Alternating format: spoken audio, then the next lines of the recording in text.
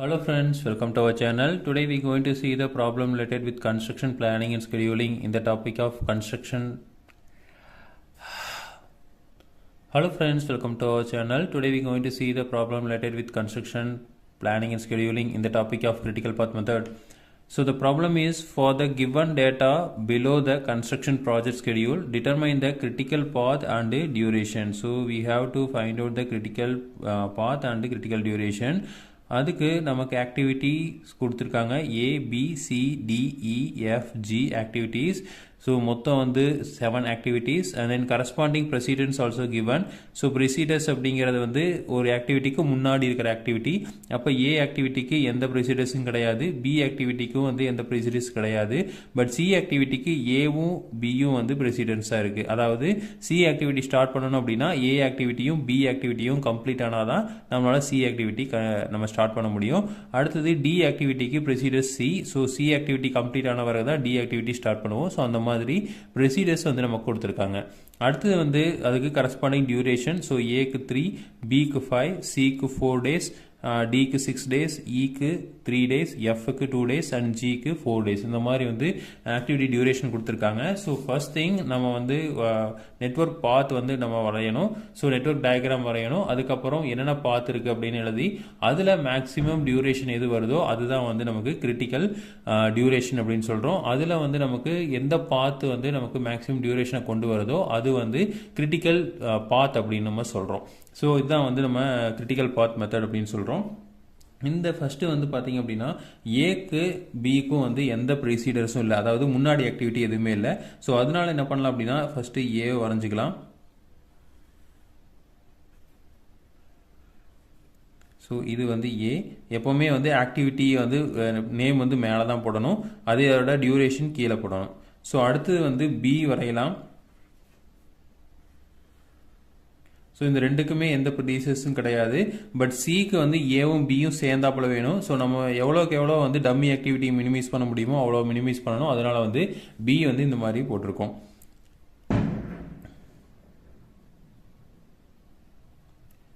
அடுத்தது வந்து சி ஆக்டிவிட்டிக்கு ஏவும் பியும் இருக்கிறனால நான் இந்த மாதிரி வந்து சி ஆக்டிவிட்டி வந்து போட்டுக்கலாம்.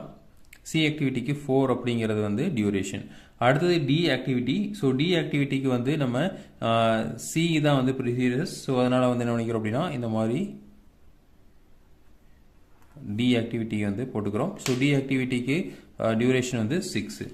அடுத்தது வந்து இ ஆக்டிவிட்டி. ஸோ இ ஆக்டிவிட்டிக்கும் சி தான் வந்து ப்ரொசீஜர்ஸ். ஸோ அதனால் என்ன பண்ணுறோம் அப்படின்னா சி வந்து நம்ம போட்டுக்கிறோம்.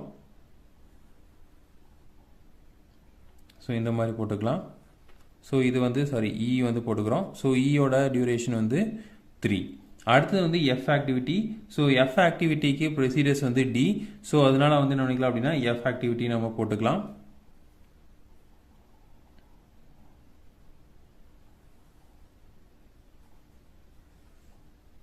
எஃப் ஆக்டிவிட்டிக்கு டி வந்து ப்ரொசீஜர்ஸ். அடுத்தது வந்து ஜி ஆக்டிவிட்டிக்கு டியும் இயும் ரெண்டுமே வந்து ப்ரொசீஜர்ஸ். ஸோ டி இங்கே இருக்குது, இ இங்கே இருக்குது. அப்போது ரெண்டுமே வந்து ப்ரொசீஜர்ஸ் ரெண்டுமே வந்து முன்னாடி இருக்கிறதுனால நம்ம வந்து கண்டிப்பாக வந்து இந்த ரெண்டையும் ஜாயின் பண்ணி ஆகணும். ஸோ ரெண்டையும் ஜாயின் பண்ணுறதுக்கு கண்டிப்பாக ஒரு டம்மி ஆக்டிவிட்டி போகணும். இல்லை இதை வந்து ரெண்டையும் நம்ம ஜாயின் பண்ண முடியாது, ஒரே லைனில் இருக்கிறனால ஜாயின் பண்ண முடியாது. ஸோ அதனால் ஒரு டம்மி ஆக்டிவிட்டி போடுறோம். ஸோ டம்மி ஆக்டிவிட்டி எப்போவுமே வந்து டாட்டட் லைனில் தான் வந்து நம்ம போடுவோம். இந்த டம்மி ஆக்டிவிட்டிக்கு டியூரேஷன் வந்து இருக்காது, அதனால 0 அப்படிங்கிற டியூரேஷன் வந்து கொடுத்துக்கிறோம். ஸோ இதில் வந்து பார்த்தீங்க அப்படின்னா எஃப் ஆக்டிவிட்டிக்கு டியூரேஷன் வந்து 2 days. ஸோ அதனால் வந்து 2 days இங்கே போட்டுக்கலாம். அடுத்தது இப்போ வந்து என்ன ஆயிடுச்சு, டி அப்படிங்கிறது இங்கே வந்துருச்சு, இ வந்துருச்சு. அப்போது ஜி ஆக்டிவிட்டி நம்ம இப்படி வரையலாம். ஸோ ஜி ஆக்டிவிட்டிக்கு 4 days டியூரேஷன். அப்போது இதுக்கு ஜிக்கு முன்னாடி வந்து டியும் இருக்குது, அடுத்து எஃப்பும் இருக்குது. அந்த மாதிரி வந்து நமக்கு வந்துடும். ஓகேங்களா. ஸோ இப்போது நமக்கு இந்த நெட்வொர்க் பாத் வந்து ரெடி ஆயிடுச்சு. இப்போது நம்ம ஒவ்வொரு பாத்துலேயும் வந்து எவ்வளோ ஆக்டிவிட்டி இருக்குது, என்ன டியூரேஷன் இருக்குது அப்படிங்கிறது எழுதணும். ஃபார் எக்ஸாம்பிள் ACDF அப்படிங்கிறது ஒரு பாத்து. ஸோ அப்போ அது எழுதிக்கலாம். ஸோ ACDF ACDF அப்படிங்கிற ஒரு பாத் இருக்கு. ACDF அப்போ அதுக்கு கரஸ்பாண்டிங் டியூரேஷன் வந்து 3 + 4 + 6 + 2 அப்போ 15 days வந்து வருது. அடுத்த பாத் வந்து எடுத்துக்கிட்டீங்க அப்படின்னா இந்த BCDF அப்படின்னு எடுத்துக்கலாம். BCDF எடுத்துக்கலாம். BCDF போடுறப்போ வந்து 5 + 4 + 6 + 2 வந்து வரும். டோட்டல் வந்து 17 டேஸ் வந்து வருது. அடுத்தது வந்து எடுத்துக்கலாம் அப்படின்னா ACDG எடுத்துக்கலாம். ACD இங்கே வந்து G. ஓகேங்களா, இதுக்கு வந்து 0 அப்படிங்கிறதுனால நம்ம ACDG அப்படின்னு எடுத்துக்கிறோம். ACDG. ACDGக்கு வந்து 3 + 4 + 6 + 4, அப்போ வந்து இதுவும் வந்து 17 டேஸ் வந்து வருது. அடுத்தது வந்து ACDF ஆல்ரெடி எழுதுறோம். ACEG எடுத்துக்கலாம். ACEG அப்போ Aக்கு வந்து 3, C 4, E வந்து 3, G வந்து 4. ஸோ 7 7 14 அப்படிங்கிறது வரும். 14 டேஸ். அடுத்தது வந்து BCEG எடுத்துக்கலாம். BCEG எடுத்துக்கலாம். BCEGங்கிறது வந்து நமக்கு ஒரு 5 + 4 + 3 + 4 அப்படின்னு வரும். டோட்டல் வந்து 16 டேஸ் வந்து வருது. அடுத்தது வந்து BC அடுத்தது DG எடுத்துக்கலாம். BCDG எடுத்துக்கலாம். BCDG இது வரைக்கும் போடல. So BCDG. அப்போ B வந்து 5 + C 4 + D 6 + G வந்து 4. ஸோ டோட்டல் வந்து 19 டேஸ். இப்போ இதில் இருக்கிறதுலேயே அதிகமான டேஸ் வந்து இதுதான் வந்திருக்கு, 19 டேஸ். அப்போ இதுதான் வந்து என்னது கிரிட்டிக்கல் பாத் டியூரேஷன். இது வந்து கிரிட்டிக்கல் பாத் அப்படின்னு நம்ம சொல்கிறோம். அப்போ இதை வந்து டபுள் லைனில் வந்து போடணும். இந்த B, அடுத்தது C, அடுத்தது D,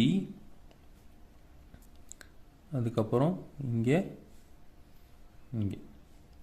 ஸோ இதுதான் வந்து பார்த்தீங்க அப்படின்னா கிரிட்டிக்கல் பாத்து, இது கிரிட்டிக்கல் டியூரேஷன். இப்போ வந்து நம்ம என்ன கண்டுபிடிக்க போகிறோம் அப்படின்னா EST ஏர்லியஸ்ட் ஸ்டார்ட் டைம், அடுத்தது EFT ஏர்லியஸ்ட் ஃபினிஷ் டைம், அடுத்து LST latest start time, LFT latest finish time. So இதை கண்டுபிடிச்சாதான் வந்து நம்ம ஸ்லாக் கண்டுபிடிக்க முடியும், அதே மாதிரி ஃப்ளோட் கண்டுபிடிக்க முடியும். இதை வந்து ஒரு சிம்பிள் ஸ்டெப்பில் வந்து நம்ம கண்டுபிடிக்கலாம். ஸோ இந்த சிம்பிள் ஸ்டெப்பில் கண்டுபிடிக்கிறதுக்கு நம்ம என்ன பண்ணணும் அப்படின்னா எல்லா இடத்துலையும் இந்த மாதிரி ப்ளஸ் வந்து போட்டுக்கணும். இந்த மாதிரி வந்து ஒவ்வொரு ஆக்டிவிட்டிக்கு பக்கத்தில் இந்த மாதிரி ப்ளஸ் சிம்பிள் போட்டுக்கலாம்.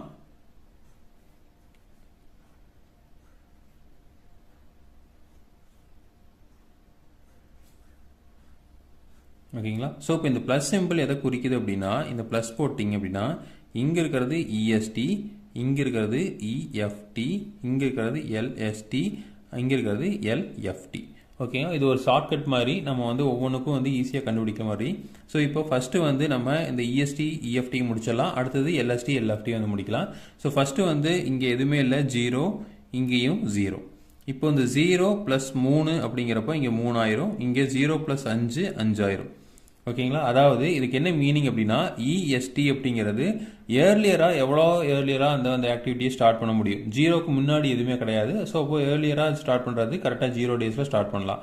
அடுத்து ஏர்லியஸ்ட் ஃபினிஷ் டைம்னு அதை எவ்வளோ நாளில் முன்னாடியே முடிக்க முடியும் அப்படிங்கிறதான். ஸோ இப்போ இது வந்து ஒரு நாள் கழிச்சு ஸ்டார்ட் பண்ணிங்கன்னா இது 4வது நாள் தான் முடிப்போம். ஏன்னா 3 நாள் என்ன ஆகும், இந்த வேலையை முடிக்கிறதுக்கு ஆகும். ஸோ அப்போது 0 இங்கே வந்து 3 வருது, இங்கே 0 5 வருது.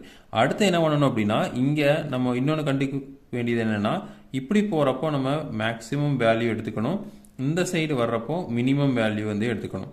ஸோ இப்போ இந்த ரெண்டில் மேக்ஸிமம் வேல்யூ பார்த்தீங்கன்னா இந்த சிக்கு இந்த இடத்துல போகிறது வந்து இந்த ரெண்டுமே இருக்குது. ஸோ அப்போ என்ன பண்ணலாம் அப்படின்னா எது வந்து மேக்ஸிமம் வேல்யூ அதை எடுத்துக்கணும். ஸோ அப்போ 3 5ல் வந்து மேக்ஸிமம் வேல்யூ 5 தான். அப்போ 5 + 4 வந்து நமக்கு 9 அப்படின்னு வந்துடும். அடுத்தது வந்து என்ன பண்ணலாம் அப்படின்னா இங்கே இந்த முன்னாடி இருக்கிறதா இங்கே போடணும். ஸோ அப்போது ஒரு ஆக்டிவிட்டியோட EFT தான் வந்து இந்த அடுத்த இருக்க ஆக்டிவிட்டியோட ESTயாக இருக்கும். ஸோ அப்போ இங்கேயும் 9, இந்த சைடு 9, ஏன்னா இதுக்கு முன்னாடி இதுதான் இருக்குது, இதுக்கு முன்னாடி இதுதான் இருக்குது 9. 9 + 6 வந்து 15ன்னு வரும். இங்கே 9 + 3 12ன்னு வரும். ஸோ அடுத்தது வந்து என்ன அப்படின்னா இதுக்கு வந்து இந்த இடத்துல வரதான் வந்து 15ன்னு இங்கே வரும். இதுக்கு வந்து 0 அப்படிங்கிறனால இங்கே சேம் 15 வந்து வரும். அடுத்தது இப்போ G ஆக்டிவிட்டி கண்டுபிடிக்கிறப்போ இங்கே 12 இருக்குது, இங்கே 15 இருக்குது. ஸோ என்ன பண்ணுவோம் அப்படின்னா 15 எடுத்துக்குவோம். இந்த இடத்துல வந்து 15 அப்படியே இங்கே வரும். ஓகேங்களா. 15 + 2 இங்கே என்ன ஆகும் 17 ஆயிரும். இங்கே 15 + 4 19 ஆயிரும். ஸோ இப்போ 19 அப்படிங்கிறதான் வந்து நம்மளோட டியூரேஷன். ஸோ அந்த இடத்துல வந்துருச்சு.